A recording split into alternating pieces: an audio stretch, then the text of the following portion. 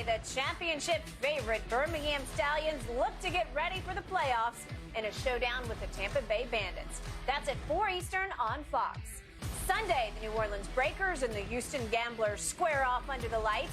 That's 8:30 Eastern right here on FS1. USFL football Saturday and Sunday on Fox and FS1.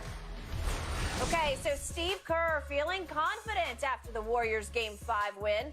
He delivered a strong message to his team ahead of the potential series-clinching Game 6.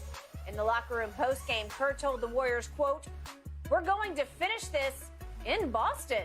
Shannon, big deal? Or, hey, not really that big of a deal that Steve Kerr said this? No, it's not a big deal to me, Skip. I don't really know what they're supposed to be telling the team. You know what, guys? Hey, even if we go down there and we lose this game, we still got a Game 7 in our building. No, you go down there to win the deals. You go down there to close it out. Because you don't leave anything to chance, Skip. You know, in a Game 7, a stepped-on ankle, a rolled up, a bad call, a technical foul, and, hey, all of a sudden the game is weighted against you. So I agree with Steve Kerr. We're going down there, hey, to win the game. Just like they did. They said, look, we're going down. We're going to win one of these games. We need to get one of these games, Game 3 or Game 4, to get this back to our home court series and go from there. So I don't have a problem with what Steve Kerr said. Nothing is surprising. I'm surprised this got out. It got out because Steve Kerr, Skip, you know, in the locker room, teams have to sign off on what's going to get out. You just can't release that stuff because that was behind the scenes. I was a little surprised that this got signed off on. Yeah, but you know, it was bland. It wasn't no. I guarantee you, wasn't no Joe Namath, Skip. It wasn't no situation like that. I guarantee you, we're not coming back. I mean, I think Pat Riley told his guys, "Look, I'm packing one outfit. I'm going down there. We ain't coming back." You know, so if I see if he said something like that, guys, I got one outfit. It's the only one. I only got one suit left. I got one pair of underwear left. That's it. I ain't changing, ain't taking, bringing. Hey, we not coming. We coming back. We coming back with the gold, with the Larry O'Brien, the redesigned Larry O'Brien Award. Steph Curry, you're gonna have, I think it's the Bill Russell Award, and we're gonna be champs 4 times in 6 years. That's going to be our thought process. So, no, I don't have anything because that's what coaches say all the time. We're going down there. This is a business trip. We're going down there to win this game, and we're going to win it. Remember the fateful Antonio Brown moment with the Pittsburgh Steelers after they won a cold weather Saturday? Kansas City. Was it Saturday night game? Sunday night? It was Sunday. Sunday. Because remember, it's going to be a short week because the other team, those other Well, that's what I was about to get to. So AB goes live on IG, I believe. Facebook Live at the time. Facebook Live, you got me. And in the background, you can hear his coach ranting and raving about those you-know-what's up in New England, and they got an extra day to get ready. And he's just spouting hellfire and damnation about how they're going to go up and kick the Patriots you-know-what's up in Foxborough, which unfortunately did not happen. That did not happen. And unfortunately for AB, it's just being broadcast live.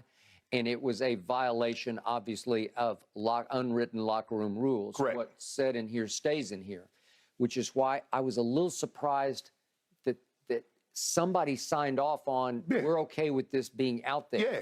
Now, to your point, Steve Kerr said it pretty matter-of-factly, as in, get your rest, rehydrate, and we're going to go finish this thing in Boston. Like, do 1, 2, 3. Right? But I will tell you this. That Celtic team is different to me because it has more of a football mentality than a basketball mentality. It's at its best when it plays more with NFL intensity that you came up with and grew up with and lived with. Because it was more of a one-game scenario for you because it's just win or go home. Ain't no series. You don't have 7 games. There's nothing in your back pocket. This is it. You got to do it right here, right now. Well, this is right here, right now, on your home floor with Celtic pride hanging in the balance, with your crowd blowing the top off that arena, trying to scream you home with all their might. And you need to come out and match the crowd's intensity, number one, live up to their expectations, and overwhelm Golden State with NFL caliber fury and intensity, where you just come out and you're just simply more physical. That's when Boston's at its best, when they're just simply more physical, and it starts with their quote-unquote point guard, who happens to be the defensive player of the year. He sets that tone for them because he could have played linebacker in your sport, I'm pretty sure, because he plays with a physicality and a tenacity that, man, I haven't seen much better. When he's locked in and when he doesn't go completely over the edge with it, he's a handful, which is why at 6'4" maybe? Yeah. Won Defensive Player of the Year. But Skip, if you think about it, Steve Kerr and this core Warriors, they know firsthand when you leave things to chance and you give a team hope. Remember, they had a 3-1 lead. Had game 5 in their building. They lost. Oh, we're going to finish it. And you lose game 6.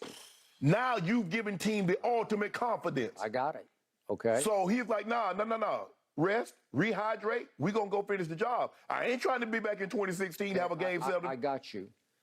But how will that remark now play for Ime? Because I got to believe he's just looping that tape of that thing, right? Yeah. Playing it for his team. We're going to go finish this in Boston. It might be just the spark he needs to detonate the will of his team, the psyche of his team, because they came out in game 5. They played half-hearted basketball. Is that going to help them not turn the ball over? If that's going to help them not turn the ball over, it'll help. If it's going to help Jason Tatum and Jaylen Brown put the ball in the basket? Okay, is it going to help win the backboards instead of getting wiped out on the back? What was it, 47-31? Yeah. How did that happen? Right? No, I mean, I'm sorry. They won 47-31, but points in the paint. They got about 16. 15-34, I think. 50-34. It was. How did that happen? Because you're playing next to no rim protecting defense at all. And I don't know what happened to Robert Williams. He had no rebounds in the fourth quarter and played like 11 minutes. That just can't happen. So here's the mentality. This is what I think behind closed doors, Ime is pushing this button as hard as he can push it. Because it starts with Steph Curry. Golden State has front runner in it. Oh, yeah. It has Showboat, it has Hot Dog, it has Steph, it has Shimmy, it has I'm going to put you to sleep, it has my mouth guards hanging out as I shoot my free throws because I got, as Steph calls it, I got flair. Steve Kerr's got some flair to him. He's got a cocky streak in him because he was a pretty good player at Arizona, and they did his last year go to the Final Four, and unfortunately for them, they ran into my Oklahoma Sooners. You remember '88 at Kemper in Kansas City? And my team was Stacey King and Harvey Grant and Mookie Blaylock, and I thought my guys got this, and they ran over Arizona pretty easily. They did. Steve had a bad game that game. He was 2 of 13. But then they ran into Danny and the Miracles in the final, and I thought it was all over because they're playing a 6 seed. Yeah. Danny and the Miracles. And they had already beat them earlier. Well, just owned them. and then that happened. Yep. One of the great upsets, although you look back on it, I mean, Danny Manning was he was the best player on the floor, and he was the best player on the floor, and they won the game. So anyway, Steve Kerr did play in a Final Four, and obviously he had a shot to win an NBA Finals, right? Yeah. So he won rings with Michael Jordan. He took a punch in the eye from Michael Jordan in practice. So he's got a little flair in him too. 1-2 with Pop. With Pop, that's exactly right. And he's 1 and 1 and 1 and 1 and 1 everywhere he's gone. So he deserves to have a little cocky streak in him. But he and Steph have this in common. Off the floor, they come across as really nice guys, really great guys. Yes. And Steve's about as accessible and willing an interview as you'll find, and he's always kind of self-effacing off the floor. But I think he's pretty cocky with his team. And he talks about how Steph does have some Jordan-esque streak in him where off the floor, really nice guy, which Michael wasn't the nicest guy. But on the floor, Steph displays a little bit more of that cold-blooded killer, or if we want to go baby-faced assassin, right? Yeah, Skip, I think the thing is most coaches have an area, an aura of smugness. When I got the best player and you don't. I got the best quarterback, you don't have him. Yep. So I can talk big and bad because I got Mahomes or I got Brady or I got Rodgers. Yep. Well, when you got Steph Curry or you got LeBron or you had Jordan or Kobe, it's amazing how bold those coaches, we feel comfortable going on the road, yada, yada, yada. I bet you do. See Bruce Arians. Yeah, exactly. Right? Okay. My point is that Ime and that Celtic locker room, I don't think they love all this showboat hot dog stuff. I think internally that gets talked about, that they don't express it externally, but I believe that quote about we're going to go finish this in Boston, that will resonate in this locker room. And I would say that's a strong reason, a strong point why I think the Celtics are going to come out again, what Draymond say about Steph, livid. Yeah. I think the Celtics are more prone to come out livid in this Well, game. I sure hope so. Because they wasn't livid the last year. They wasn't livid the last game. I don't know what they were, but that wasn't it. They were even living because I don't know where they were. I don't know who they were. They're down by, 16 in the first quarter? Yep. Had to fight an uphill battle. But, Skip, I don't – the only surprising part is that Steve Kerr, Bob Myers, Jacob Latham, somebody signed off and said, okay, it's okay for this footage to get out. Because there's a lot of things that get said in locker rooms that never make the light of day. Yeah. It only comes out when the championship, when the video of the championship and things that's said behind the scenes.